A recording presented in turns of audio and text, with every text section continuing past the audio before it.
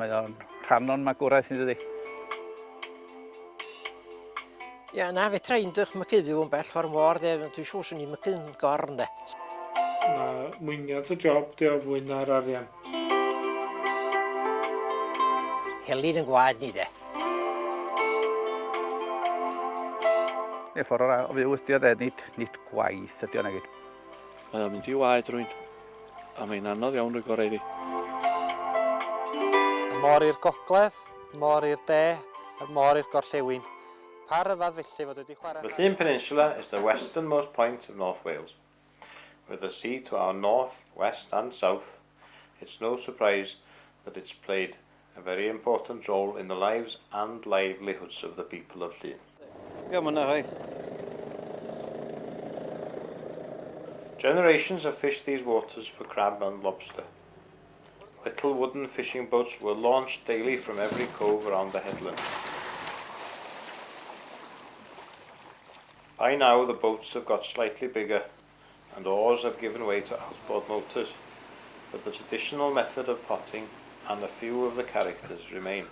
Ffrio mawr, tŵs yn y wasgiach Chyberta. Dwi'n mynd adra o graf o dy hun.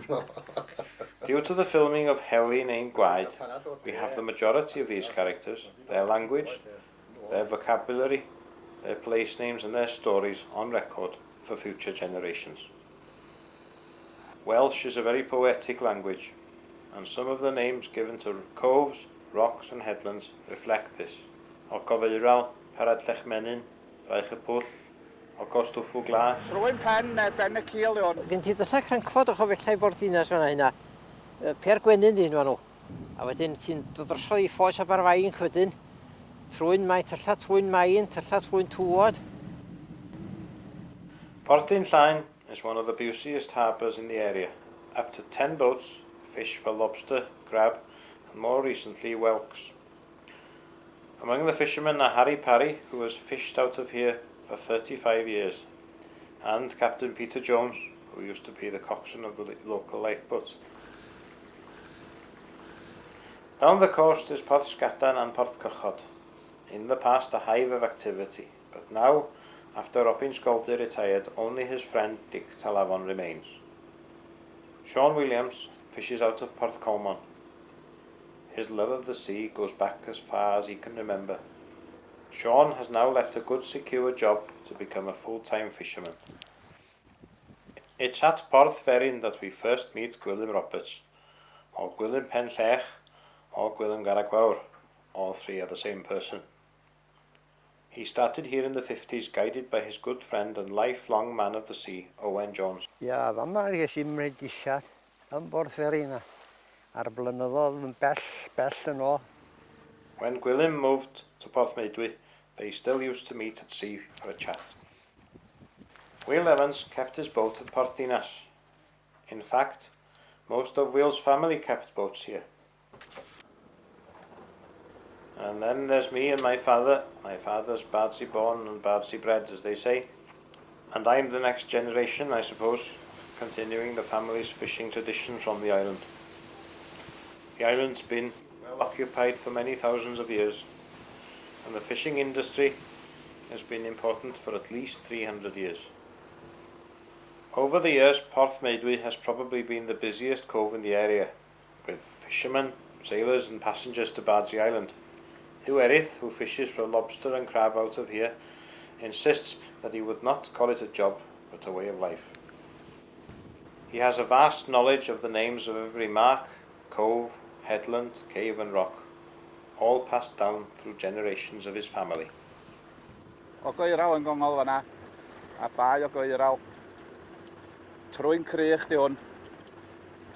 Mae'n llwyd y fancw, rhwng ffania a parwyd.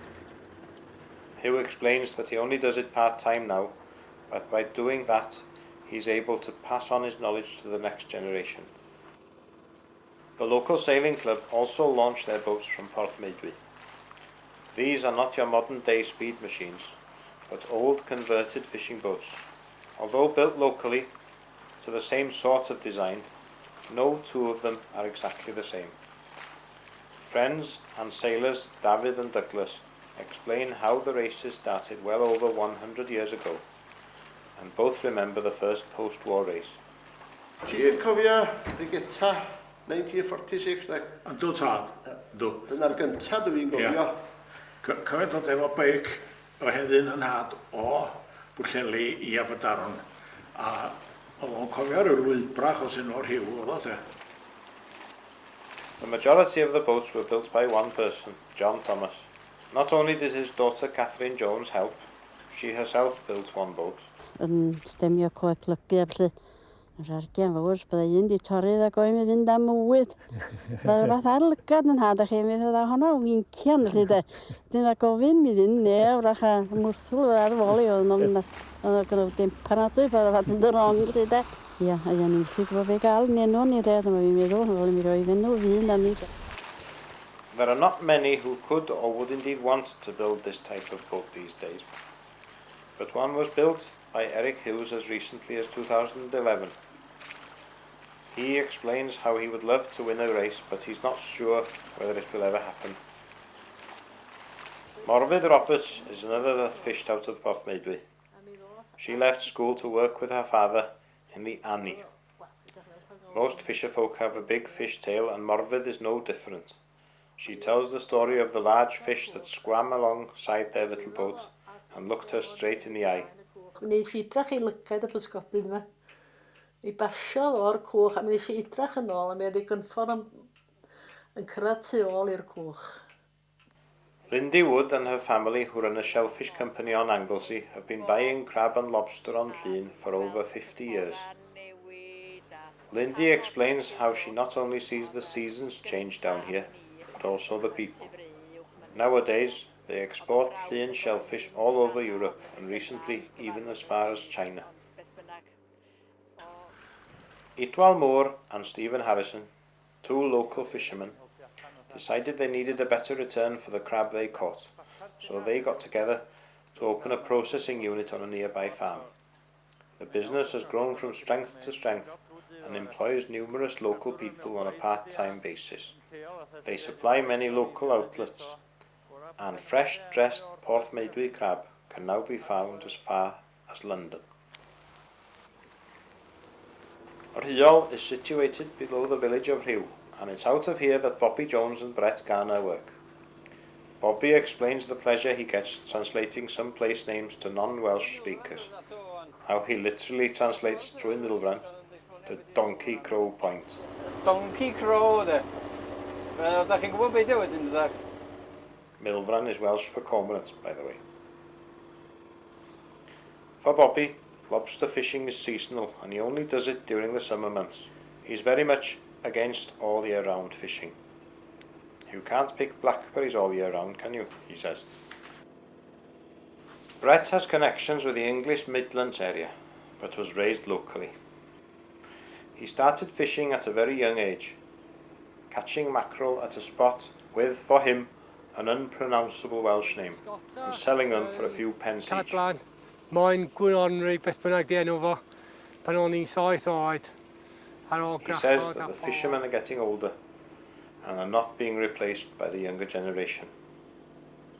Mae pawb yn mynd hen yn y job, dyna dwi'n weld, a does y neb newydd yn dod I mewn iddo fo.